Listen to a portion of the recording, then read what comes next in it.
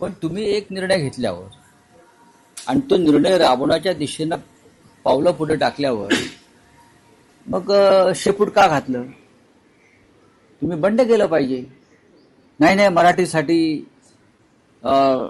माझं मंत्रिपद गेलं तरी चालेल.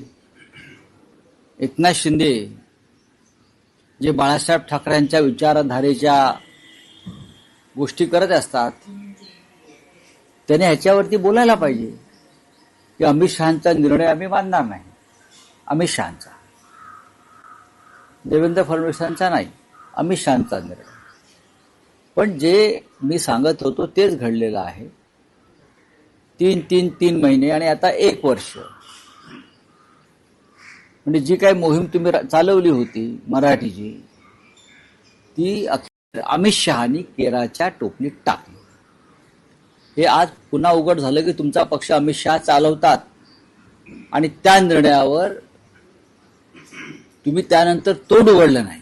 मग शिंदे असतील, मिंधे असतील किंवा परिवहन मंत्री असतील, हे दुर्दैव आहे मराठी माणसाचं.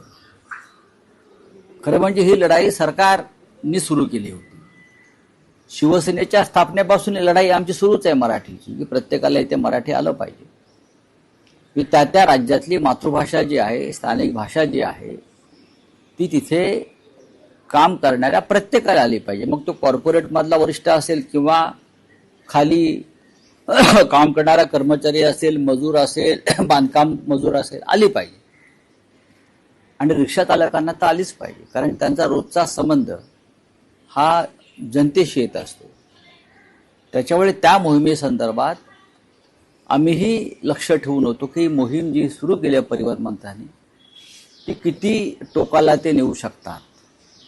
पण आम्हाला त्यावेळेला एक खात्री होती की दिल्लीतून एक बांबू येईल, तो बांबू जाईल आणि मग हे माघार घेतील. तसा तो काल बांबू आला. बांबू जो आला तो राज्याच्या मुख्यमंत्र्यांच्या हाती देण्यात आला आणि मुख्यमंत्र्यांनी बांबू घातला, असं याच्यामध्ये म्हणता येईल. आता मुख्यमंत्र्यांचा आदेश त्यांना मान्य आहे असं मी ऐकलं. मग तुम्ही अशा प्रकारे जोरदार कॅम्पेन करण्यापूर्वी मुख्यमंत्र्यांशी चर्चा केली होती का? किंवा तुमचे जे पक्षप्रमुख आहेत, तुमचे पार्टी चीफ दिल्लीत अमित शहा, त्यांना विचारलं होतं का मराठी संदर्भात आम्ही हा निर्णय घेतो, या संदर्भात तुम्ही त्यांना मुजरे झाडले होते का? हे आता स्पष्ट करायला पाहिजे. नाही, निवडणुका कोणत्याही असतील, त्या पश्चिम बंगालमधल्या असतील, त्या बिहारमधल्या असतील, त्या गुजरातमधल्या असतील, त्या पंजाबमधल्या असतील, त्या कानडी मुलखातल्या असतील, विषय मराठीचा आहे ना. त्या निवडणुकांचा आणि इथे संबंध काय? मराठी भाषा यायला पाहिजे या संदर्भात निवडणुकीचा संबंध काय महाराष्ट्रामध्ये? आता तुम्ही मुद्द्यावरती आलेला. म्हणजेच तुम्ही हा जो निर्णय आहे हा मराठी माणसासाठी नसून हा निर्णय या देशामध्ये, या राज्यातले जे हिंदी भाषिक आहेत त्यांच्यासाठी हा सरकारने घेतलेला आहे. त्याच्यामुळे मंत्रिमंडळातले जे स्वतःला सो कॉल्ड मराठी प्रेमी शिवसेना प्रमुखांच्या विचारवाले वगैरे लोक आहेत, त्यांनी बंड केलं पाहिजे मराठीसाठी. आम्ही केलं असतं, आम्ही करतो. पण त्यात एक मुद्दा असा आहे, तुम्ही मंत्रिमंडळाचा उल्लेख केला, तर मुख्यमंत्री हे मंत्रिमंडळाचे प्रमुख असतात. त्यांना एखादा निर्णय, मंत्र्यांनी घेतलेला निर्णय थांबवण्याचा किंवा बदलण्याचा पूर्ण अधिकार असतो. आणि हा आधीपासूनचाच आहे ना. मुख्यमंत्री हे सर्व निर्णय प्रकर्षानं त्याला ठळक प्रसिद्धी दिली गेली. यासाठी तो काय नेमका मुद्दा? यासाठी की देवेंद्र फडणवीस यांना त्यांच्या इतर जे सहकारी पक्ष सरकारमध्ये आहेत त्यांना एक ठासून सांगायचं आहे की मी तुमचा बॉस आहे,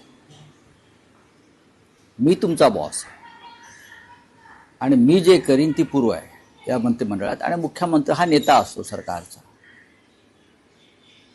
त्याच्यामुळे तुम्ही कितीही दिल्लीमध्ये जाऊन फुगड्या घातल्यात तरी मी इथे बॉस आहे, माझा निर्णय अंतिम राहील. हे त्यांनी कालच्या रिक्षा चालकांच्या संदर्भातला जो निर्णय आहे हे त्यांनी दाखवलं. इतर काही विषयात सुद्धा मुख्यमंत्री साहेबांनी अशा प्रकारचे निर्णय घेतले ते मला माहिती आहे. मग क्लस्टर संदर्भातले असतील, अन्य काही असतील, बांधकाम व्यवसायातले असतील. मी बॉस आहे आणि ही ते यासाठी करतायत निर्णय. त्याने तो यासाठी जास्त जर फोकस आणला, मुख्यमंत्र्यांना जेव्हा दिल्लीत जावं लागेल लवकरच, मुख्यमंत्र्यांना दिल्लीत जावं लागेल राष्ट्रीय राजकारणात, तेव्हा त्यांचा जो माणूस इथे येईल मुख्यमंत्री म्हणून, त्याच्यासाठी केलेली ही व्यवस्था आहे की मुख्यमंत्र्याचं ऐकावं लागेल. सर, आणखी एक विषय होता की शिवसेनेला 1.25 वर्षासाठी महापौर पद मिळणार, जो अडीच वर्षाचा नेहमी फॉर्म्युला सांगितला जातो, पण भाजपची तिथे नगरसेवकांची संख्या जास्त आहे, त्यामुळे मुंबईचं महापौर पुढच्या 2.5 वर्षानंतर मिंदे गट जे आहे, शिवसेनेला मिळेल. मिंदे गटाचा जो इतिहास आहे, मुख्यमंत्र्यांनी असं सांगितलं, मिंदे गटाचा जो इतिहास आहे तो सत्ता विकत घेण्यासंदर्भात ते बदनाम आहे. आता 1.25 वर्षाचं महापौरपद विकत घेण्यासाठी त्यांनी 1,200 कोटी मोजलेत दिल्लीला की 1,000 कोटी मोजलेत, त्याची माहिती मी घेतोय. त्यांना फुकट काहीच मिळत नाही. आता जो त्यांचा डॉलर आहे तो सगळा विकतचा आहे, तो विकतचा आहे. त्यांना प्रत्येक गोष्टीसाठी पैसे मोजावे लागतात आणि ते पैसे मोजतात. त्यावेळी मुंबईचं महापौरपद सुद्धा किती खोक्यांना ते विकत घेत आहेत दिल्लीतून, याची माहिती येईल लवकरच. असं काय त्याच्यामध्ये काय लपून राहण्यासारखं काही नाही. भारतीय जनता पक्षामध्ये महाराष्ट्रप्रेमी खूप लोक आहेत जे अशा प्रकारची माहिती जनतेसमोर यावी यासाठी जास्त प्रयत्न करत असतात.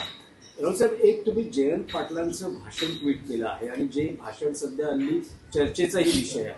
निष्ठा काय असते आणि निष्ठा किती महत्वाची असते या संदर्भात 2 दिवसांपूर्वी जयंत पाटलांनी भाषण केलं, तुम्ही त्यांचं कौतुक केलं. मग का करू नये?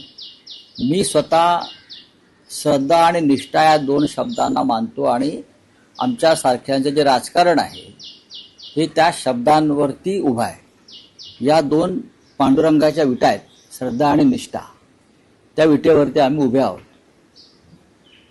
त्याच्यामुळे कोणी श्रद्धा आणि निष्ठा याला महत्त्व देऊन जिथे आहोत तिथेच राहण्याचा निर्णय करून राजकारण करत असतील तर त्याचं कौतुक केलं पाहिजे. गेल्या काही काळापासून मी पाहतो आहे जयंतराव पाटलांविषयी खूप अफवा पसरल्या. जयंतराव पाटील पवारसाहेबांना सोडतायत, जयंतराव पाटील भाजपात जात आहेत, जयंतराव पाटील अमित शहांच्या राष्ट्रवादी काँग्रेस पक्षात चाललेले आहेत वगैरे. अशा अफवांना त्यांनी काल पूर्णविराम दिला की मी निष्ठावान आहे, लॉयल्टी किती महत्वाची आहे, शरद पवारांबरोबर राहणं या काळात किती महत्वाचं आहे. त्यांनी निष्ठेची एक सुंदर व्याख्या काल त्यांच्या कार्यकर्त्यांसमोर मांडली आणि ती आतल्या तळमळीनं मांडली. मला आठवते की जेव्हा पवार साहेबांनी राजीनामा दिला त्यांच्या पदाचा यशवंतराव चव्हाण प्रतिष्ठानमध्ये, तेव्हा सगळ्यात आधी जर कोणाला हुंदका फुटला असेल तर तो जयंतरावांना होता. त्या जयंतरावांविषयी त्यांच्या निष्ठेवर, विचारधारेवर शंका काही लोकांनी घेण्याचा प्रयत्न केला. काल त्यांनी जे उत्तर दिलं ते महाराष्ट्रात घराघरात पोचलं आहे आणि विशेषतः शिवसेना जी निष्ठेवर राजकारण करते त्यांना त्यांची भूमिका आवडली. नाही, पण राऊतसाहेब, ते जे भाषण होतं त्यात मिश्किल टोलेबाजी होती. असू द्या. आणि त्यांनी एका ऑफरचा म्हणजे स्वतःचं आणि रोहित पवारांचं असं दोन्ही नावं घेऊन काही उल्लेख केला. एवढं खोलात जाण्याची मला गरज नाही ना. मी काय एवढं खोलात जायचं आणि खणून काढायचं. मी जयंतरावांच्या भाषणाला 100 पैकी 500 मार्क देतो. त्यांच्या विचाराला 100 पैकी 500 मार्क. हा पेपर फुटलेला नाही लोकसेवा आयोगाचा, पण त्याला मार्क द्यायला पाहिजे. काय जाऊ दे रे शिंदेगड, काय रे शिंदेगड, अरे सोड रे शिंदेगड.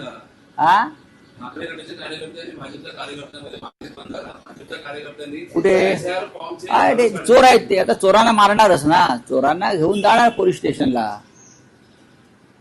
अरे चोरच आहेत ना हे, ती चोरांची टोळी. लोकशाही मराठी ऐका, पहा, जागरूक रहा.